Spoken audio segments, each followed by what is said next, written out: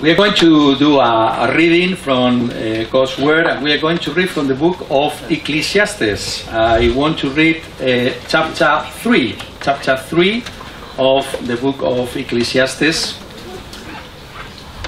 And this is what we find in this book of Ecclesiastes, chapter 3. There is a time for everything, and a season for every activity under heaven. A time to be born and a time to die. A time to plant and a time to uproot. A time to kill and a time to heal. A time to tear down and a time to build. A time to weep and a time to laugh. A time to mourn and a time to dance. A time to scatter stones and a time to gather them. A time to embrace and a time to refrain. A time to search and a time to give up. A time to keep and a time to throw away. A time to tear and a time to mend. A time to be silent and a time to speak. A time to laugh and a time to hate. Time for war and a time for peace. What does the worker gain from his toil? I have seen the burden God has laid on men. He has made everything beautiful in his time. He has also set eternity in the hearts of men. Yet they cannot fathom what God has done from beginning to end.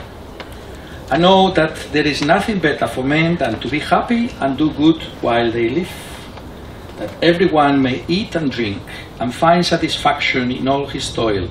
This is the gift of God. I know that everything God does will endure forever. Nothing can be added to it and nothing taken from it. God does it so that men will revere him. Whatever is has already been, and what will be has been before, and God will call the past to account. And I saw something else under the sun. In the place of judgment, wickedness was there. In the place of justice, wickedness was there. I thought in my heart, God will bring to judgment both the righteous and the wicked, for there will be a time for every activity, a time for every deed. I also thought, as for men, God tests them so that they may see that they are like the animals. Man's fate is like that of the animals. The same fate awaits them both. As one dies, so dies the other. All have the same breath. Man has no advantage over the animal. Everything is meaningless. All go to the same place. All come from dust, and to dust all return. Who knows if the spirit of man rises upward, and if the spirit of the animal goes down into the earth? So I saw that there is nothing better for a man than to enjoy his work, because this is his lot. For who can bring him to see what will happen after him? We are here thinking about missions and mission engagement. And in order to be able to do that, we have to take a message. We are here to bring a message to our society. We have to give an account of ourselves to the people around and about us. And what is the message that we are bringing to them? Our message must be, first of all, a realization of the world in which we are living. We have to give an account of reality as it is. The people will come to us with a tale to tell us how they experience life. We also, as Christians, we have to tell them how we see reality.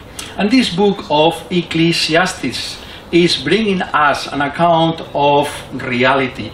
And we have to realize that the book of Ecclesiastes is very much like a map. I don't know if you like maps. I remember when I was a child, I used to like maps very well. All sorts of maps. We can have geographical maps. I will tell you about all the accidental features of the earth. And I also like the political maps that change so often in our days, especially the boundaries of Europe that do change. And all these maps are around and about us. We realize these maps are telling us about reality as it is, as we need to know to be able to find our way in the world. And we also have now the GPS, and this GPS will tell us how to get from one place to the other. Well, the book of Ecclesiastes is a map of reality. What is Ecclesiastes all about? It is mapping reality for us. And that is the message that we have. The message of Ecclesiastes is telling us how to look at reality as Christians. But more than that, how we are to bring that vision of reality to those that are round and about us. Then we have to realize, make the people realize that the reality is more profound than they think. We in this year are remembering William Shakespeare, the anniversary, and one of the quotations that I like of William Shakespeare is a sentence from Hamlet, and he says, "There are more things in heaven and earth, Horatio, that are dreamt of in your philosophy." This is what we are to tell the people, that the reality is more complex than they think, that there is a fuller reality, there is a richness about the reality that is presented to us in the book of Ecclesiastes. And we want these people to discover this reality with us. This is what this man, this teacher, is bringing, is collecting these people. And he wants to tell them the direction of their lives, what it should be. This is my experience, and he wants to share that experience with the people around and about him. He is calling them to think about reality as he brings that reality. And we have to realize that this teacher is doing it in a way that is very important for us to grasp in our days. We must realize, first of all, that we stand alongside every human being in this world in the search for meaning. We are next to you, that we speak next to the person that we have on our side, not above him. This is clearly conveyed to us in the book by several expressions. For instance, under the sun, or also in 1:13, under heaven.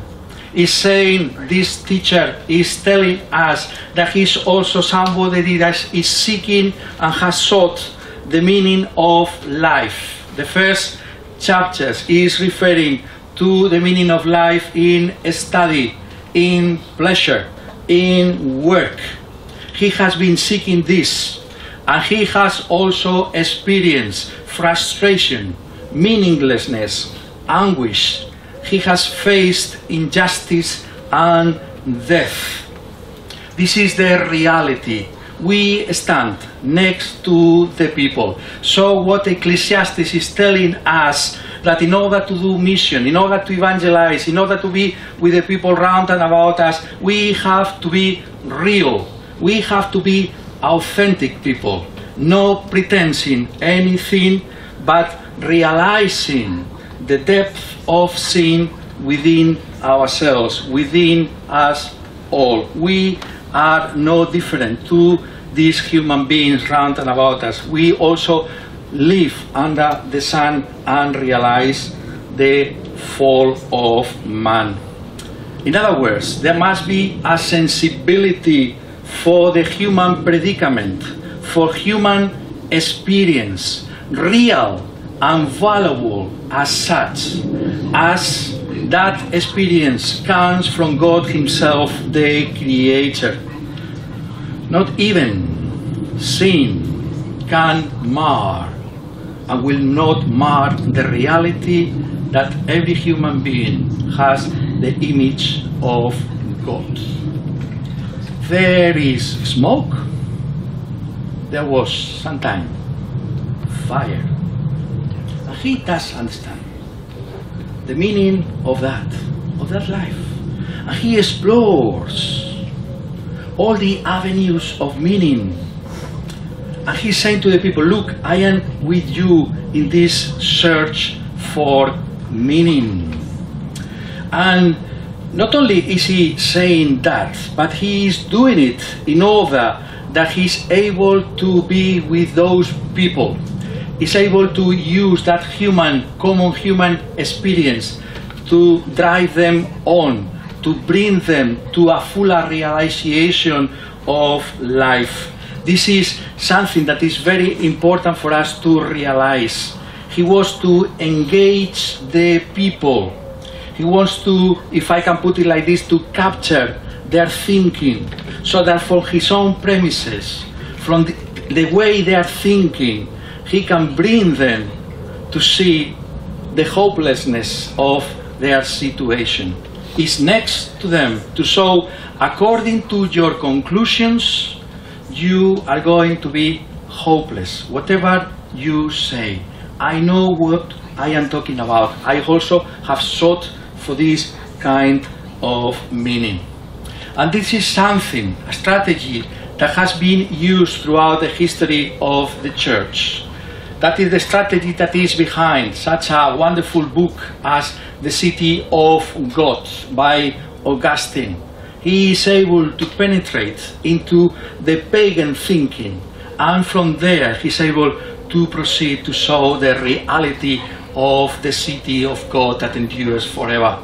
It is something that also behind the work of Thomas Aquinas, Summa Contra Gentiles. He is able to engage with intellectuals that were taking the thinking of his days, and from there to maneuver next to them, with them, to show them a fuller and richer reality, the reality of Christianity. And this is what Ecclesiastes is doing for us. He is sitting down with the people round about us and say, let us seek the meaning of everything. Let us look for it together. Do we realize that we need to do that, my friends? We are serious about that. We, the Christians, we need to sit down with the people. We need to understand what they are saying. We need to show the reality of our humanity with them. And as we seek to go on with them, we are telling them that the explanation they have of reality is not enough. There is something else we can offer to them, something that we have found satisfying within ourselves. If you wish to go anywhere on a journey, you must be aware where you are right now and where you are coming from. The first thing Ecclesiastes is doing for us is to throw some light on the present, looking at the past. Ecclesiastes, therefore, is first of all a book about Genesis, about the origins of everything. The book of Genesis is very important for Christianity. It's one of those crucial books in the Bible. Without Genesis, we are at a loss as to what to make of reality. And there is a number of subjects in Genesis that are touched upon in Ecclesiastes. Without them, we cannot understand fully reality as it is.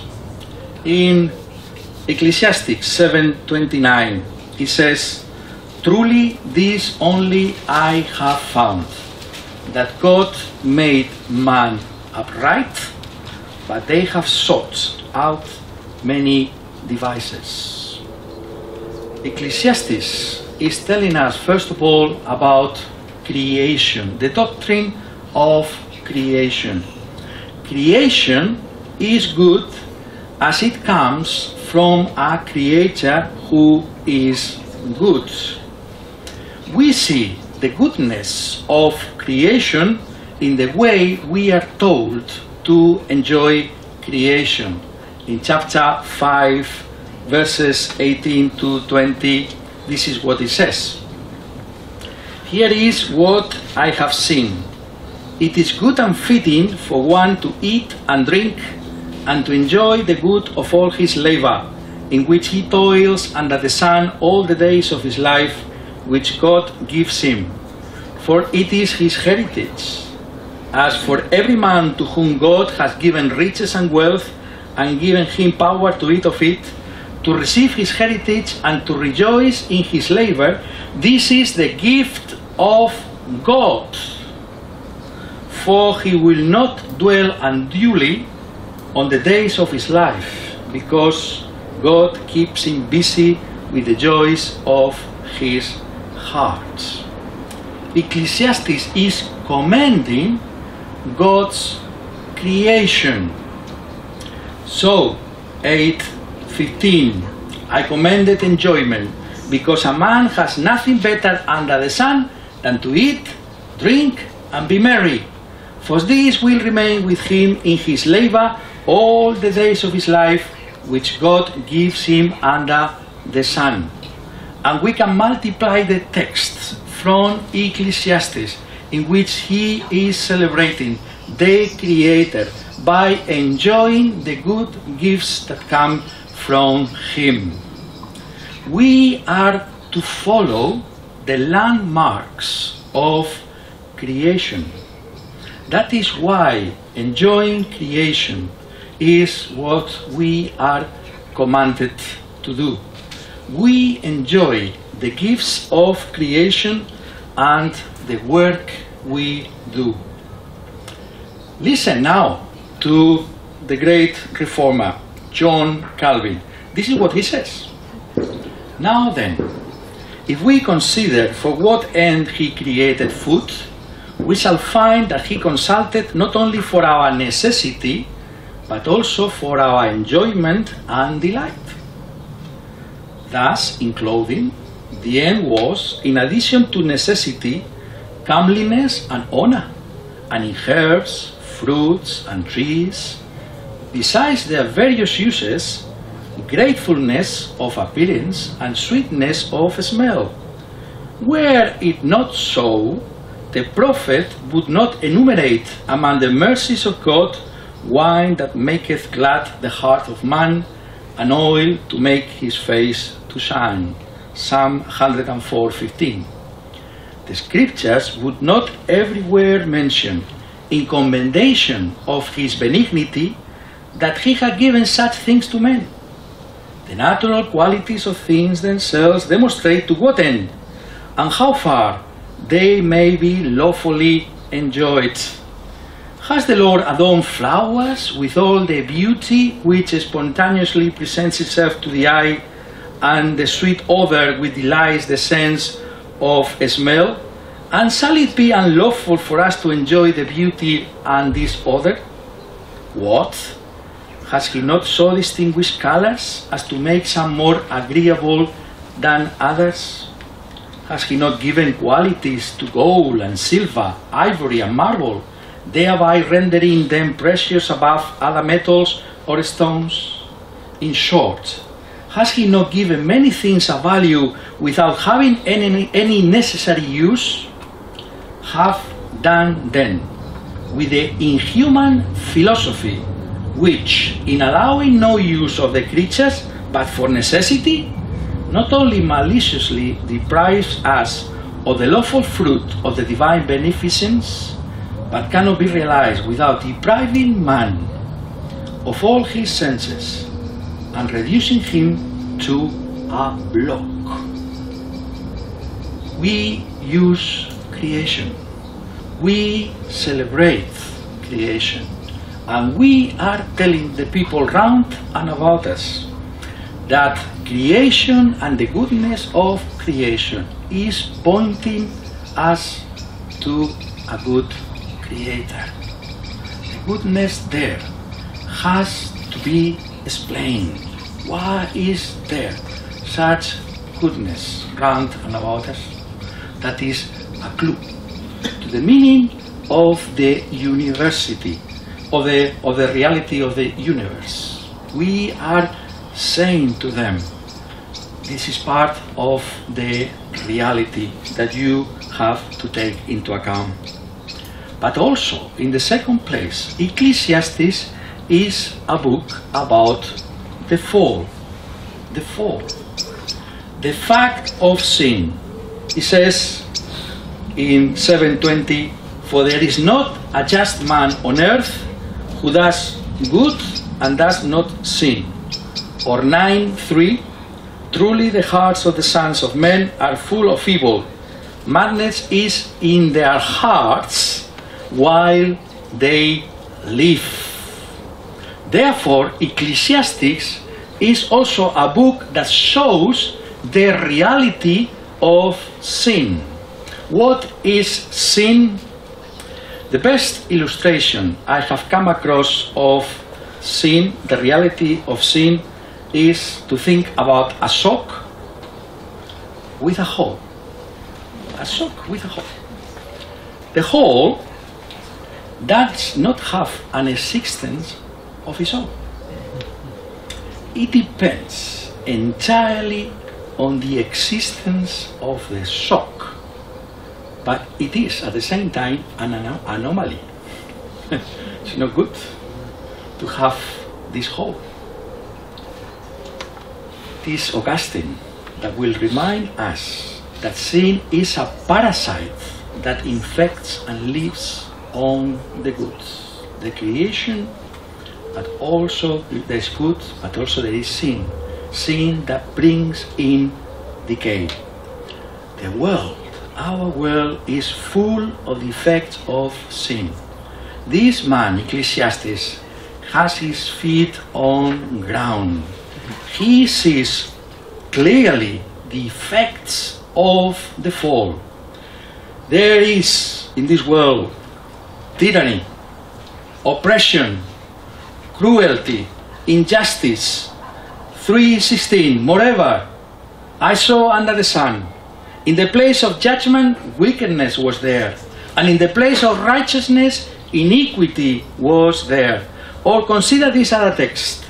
Then I return and consider, for one, all the oppression that is done under the sun, and look, the tears of the oppressed, and they have no comforter. The side of the oppression, there is the power, and they have no comforter. That is our world too. It is the reality of something gone wrong. There is also in this world folly. This book of Ecclesiastes has to do with folly. The fool that folds his hands for one, or the old foolish king, and the little folly that will mar the perfume. This book is also telling us that another effect of sin in this world is the word that we find often in the book 38 times at the very least, the word vanity, meaninglessness. That means there is no satisfaction in this world. This word vanity suggests a wisp of air, something without significance. That is the reality under the sun. Everything has got futility and meaninglessness and nonsense going with it. There is a lack of sense. Things do not fill or fulfill us. Neither work, nor riches, nor pleasures, children, or even years. That is the reality. I have seen an evil, says in 6:1-2, which I've seen under the sun, and it is common among men, a man to whom God has given riches and wealth and honor, so that he lacks nothing for himself of all his desire. Yet God has given riches, does not give him power to eat of it, but a foreigner consumes it. This is vanity, and it is evil affliction. It is, as another expression of the book says, chasing after the wind. That is the reality experienced in this world as well. This is sung by our culture. I can find no satisfaction. That's what the Rollins sing. That is the reality that is there. There is this senselessness. Everything is the same. You may have heard about this Greek mythology figure, Sisyphus. He was condemned to repeat forever the same meaningless task of pushing a rock up a mountain only to see the rock rolling down back again, and then push it back, push it back. That is an illustration of the reality of our life as well in this world. We may think that we can go on like this, and we fall into excess, and that's excess that not give satisfaction either. It talks about money, and more money, and more money, and it doesn't satisfy it, however much money we may have. And that concept of vanity connects the book of Ecclesiastes with the book of Romans, and it tells us something more about this view of reality. It says in Romans 8:20, "For the creation was subjected to frustration, not by its own choice, but by the will of the one who subjected it in hope." There is a reality of the judgment of God on sin behind what is happening. The reality of a God who is ruled over all and is bringing this judgment, that the very good things that he has created, pursued without God, will not give true and lasting satisfaction. That is why they do not produce it. Vanity has also other consequences. José Grau, our great Spanish theologian, wonderful commentary on Ecclesiastes he says, "Vanity shows the sheer difficulty to be found in making sense of reality without all the factors." That is what's happening.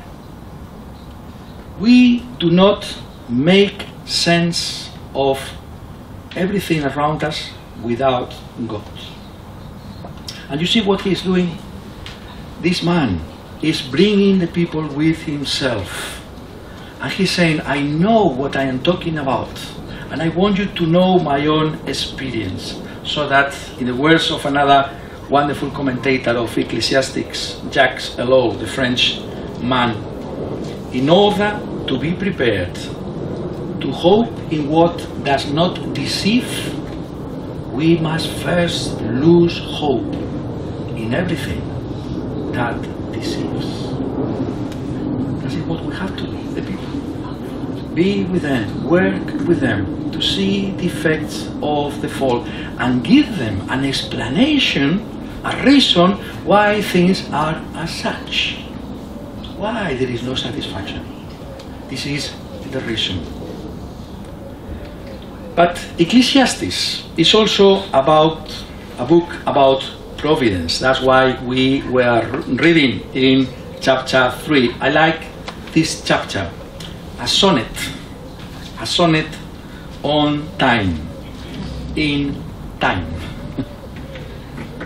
is telling us about providence. Providence, what does it mean? Within the contours of the book of Ecclesiastes, within the boundaries of the book of Ecclesiastes, it says that the very fabric of everything is determined by God Himself. Do you realize what He's saying there? He says, a time, a time, a time. Everything has been determined by the Creator, but God Himself. Time and occasion as part and parcel of creation. We are familiar with this. Don't we remember there was evening and there was morning? That is there. The structure of reality. There is this in this world. It is also part of that map that we are to show the people. And providence also in this chapter 3 means the permanence of creation by God Himself. It appears there when the man tells us about not only the time, but he says a time to be born and a time to die, a time to love and a time to hate, a time for war and a time for peace. God is in control of everything. Sin does not take God by surprise. All reality is under providence. Within the book is, and within the whole Bible, I would say, it's a most encouraging word, because it means that we cannot master reality just as well, because we are evil. How do we live in a world like this? If this world is so complex, if the picture is fuller and richer than you thought it was, how can we proceed? What is this man, this Ecclesiastes, this teacher telling us? Well, Ecclesiastes tells us what is the way forward.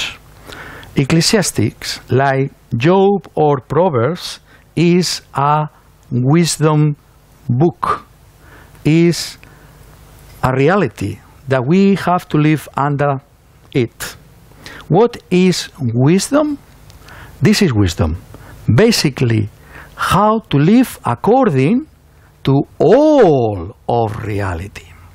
Not just some aspects of it, not what you think or feel sometimes, but you have to take into account all reality.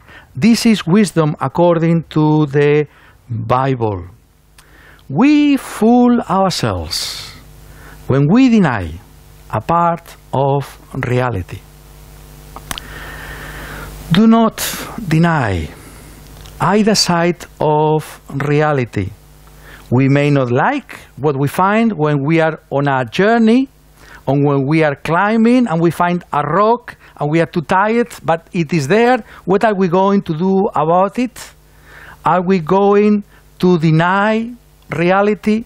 Are we going to complain about reality? Are we going to go on moaning about that? Or do we not brace ourselves and face it? That is wisdom, to recognize things as they are, as God has put them before us. And what we are telling our friends next to them, experiencing the reality of ourselves, is that only Christianity makes sense of all data. We do cherish creation, appreciate beauty. We embrace life in all its momentousness, but we also face injustice, folly, and death. And how do we do that? Wisdom. Much better way to live in the fallen world. This is what is bringing to them. Look, it's calling people, an assembly of people, come here. I found a way, a better way to face the reality of living under the sun. There is a way, a much better way. And that word is very important. If you read carefully this book of Ecclesiastes, it's all the time using the word better, better, better.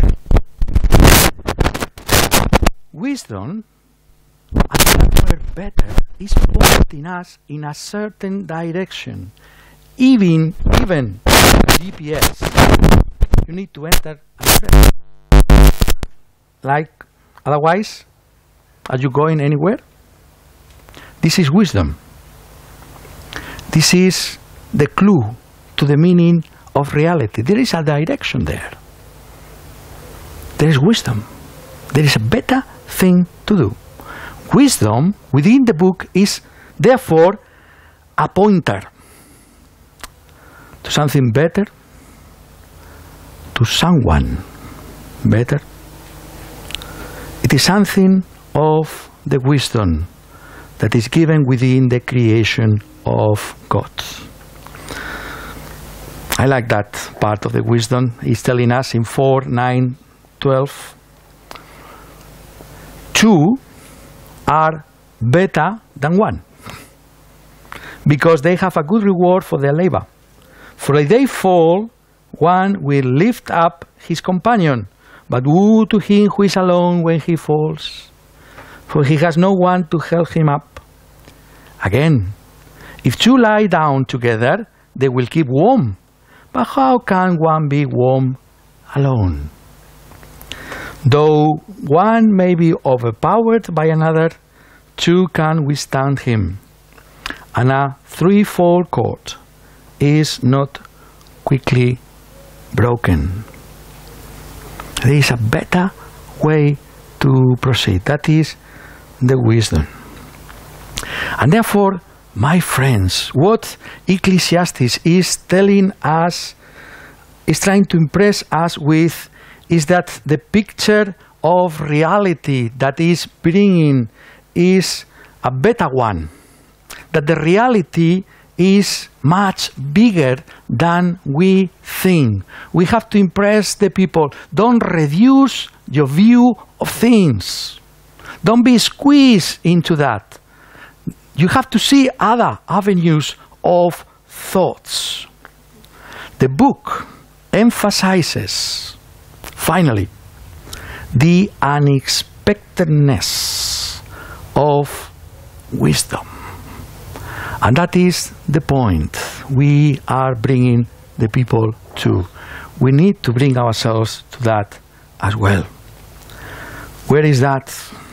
It is in 9, from 13 to 18. I also saw under the sun this example of wisdom that greatly impressed me. There was once a small city with only a few people in it, and a powerful king came against it, surrounded it, and built huge siege works against it.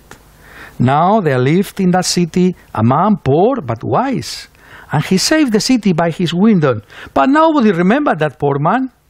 So I said, wisdom is better than strength. But the poor man's wisdom is despised, and his words are no longer heeded. The quiet words of the wise are more to be heeded than the shouts of a ruler of fools. Wisdom is better than weapons of war, but one sinner destroys much good. We are to surprise ourselves. Wisdom will surprise us. Expect to be surprised. The message that we are bringing to this world is that there is a surpriseness there. What is that? That even from a place called Galilee, something good can come out. There is somebody that is unexpected, but it is the answer to all our situation, and that is the person of the Lord Jesus Christ. And this is what we are telling the people. Expect to be surprised. Expect to find the wisdom of God where you are not looking for it. That wisdom is to be found in Christ. It's pointing us to look in that direction. So therefore, may God help us to be able to engage with those that are round and about us. We are here to make them realize the reality is richer than they think. We are here to make them think and do it alongside them. So may God help us to be so helpful to our society and in our time. Amen. Let us pray. Our gracious God and Heavenly Father, we give you thanks that you have not left us in the dark, but you have come to us and you have given us a light to see in the darkness. And therefore we give you thanks for the words that we have found in Ecclesiastes that is telling us about reality as it is. We give you thanks, O Lord our God, that we are able to account for everything that is taking place round and about us, that you have given us a way of wisdom to live in this world, that we have found this wisdom in the person of the Lord Jesus Christ. Therefore, come to us, O Lord our God, and make us useful in our day and in our generation, that we may be able to show the people with all kindness that their ways are hopeless, but that there is a way that passes through Calvary and through the death of the Lord Jesus Christ that will save us. That wisdom was not expected by this world, but is the only wisdom that will save the people of God forever, the only hope for our day and time, so that it might be so, for your name's sake and your glory.